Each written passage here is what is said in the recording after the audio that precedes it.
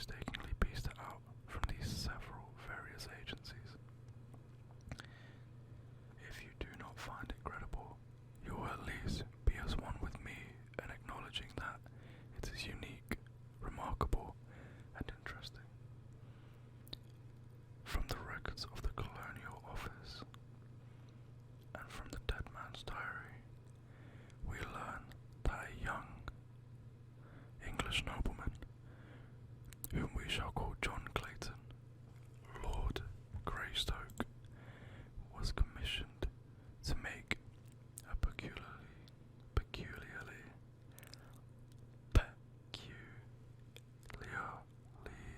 delicate investigation of the conditions in a British West Coast African colony, from whose simple native inhabitants, another European power was known to be recruiting soldiers for its native army, which is used solely for the forcible collection of rubber and ivory from the savage tribes along the Congo and the Uruwimi. The natives of the British colony complained that many of their young men were enticed away through the medium of fair and glowing promises, but that few, if any, ever returned to their families. The Englishmen in Africa went even further, saying that these poor blacks were held in virtual slavery.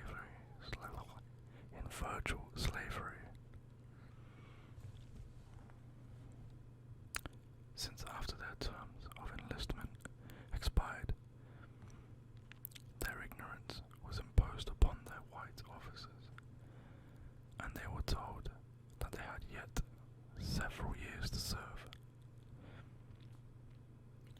And so the colonial officer appointed John Clayton to a new post in British West Africa, but his confidential instructions centered on a thorough investigation of the unfair treatment of black British subjects by the officers of a friendly European power. Why he was sent is, however, of little moment to the story, for he never made an investigation, nor, in fact, did he ever reach his destination. Clayton was the type of Englishman that no one likes best to associate with the noblest monuments of historic achievement upon 1,000 victorious battlefields. A strong, virile man, mentally, morally, and physically. In stature, he was above the average height. His eyes were grey, his features regular and strong, his carriage that of perfect robust health, influenced by his years of army training. Political ambition had caused him to seek transference from the army to the colonial office, and so we find him still young and trusted with a delicate and important commission in the service of the Queen. When he received this appointment, he was both elated and appalled.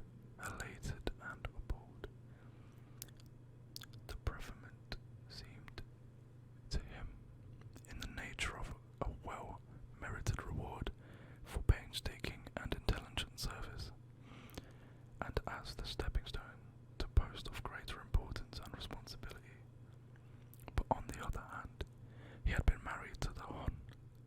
Alice Rutherford for scarce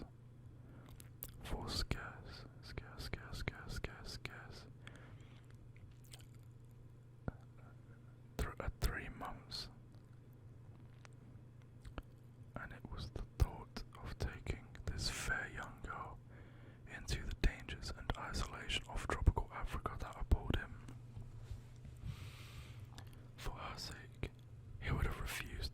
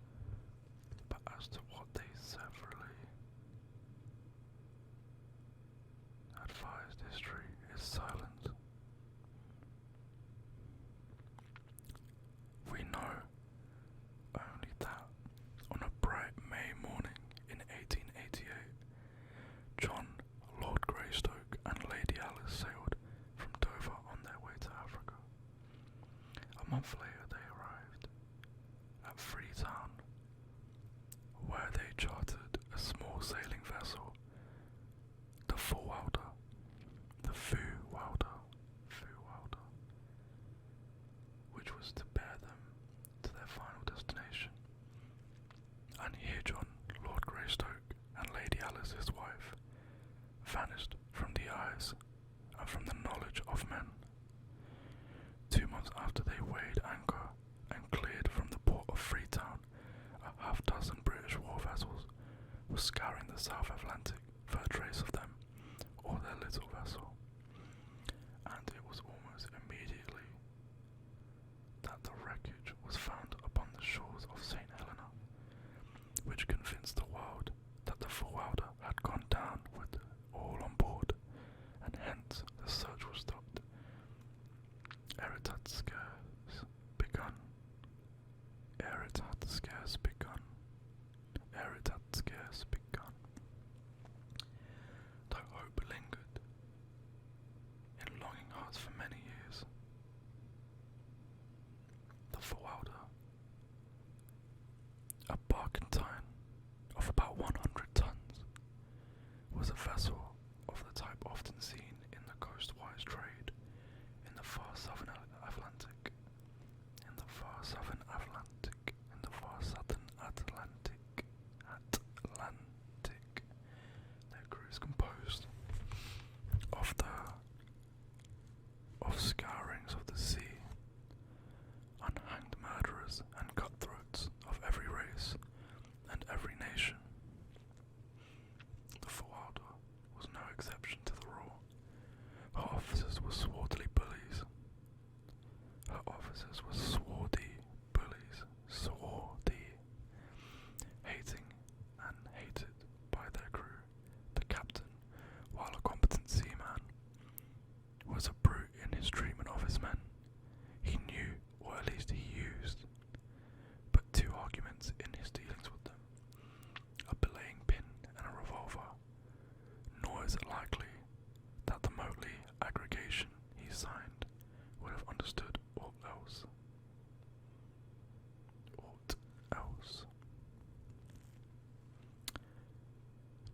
So was that from the second day out. From Freetown, John Clayton and his young wife witnessed scenes upon the deck of the 𝗦𝗪𝗪𝗪𝗪, such as they had believed were never enacted outside the covers of printed stories of the sea.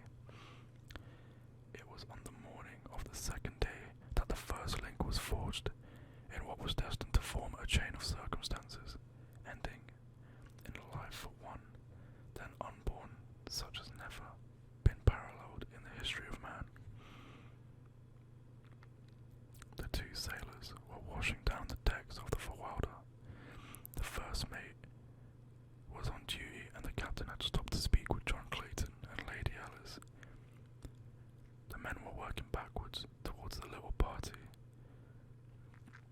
who were facing away from the sailors. Closer and closer they came, until one of them was directly behind the captain. In another moment, he would have passed by, and the strange narrative would have never been recorded.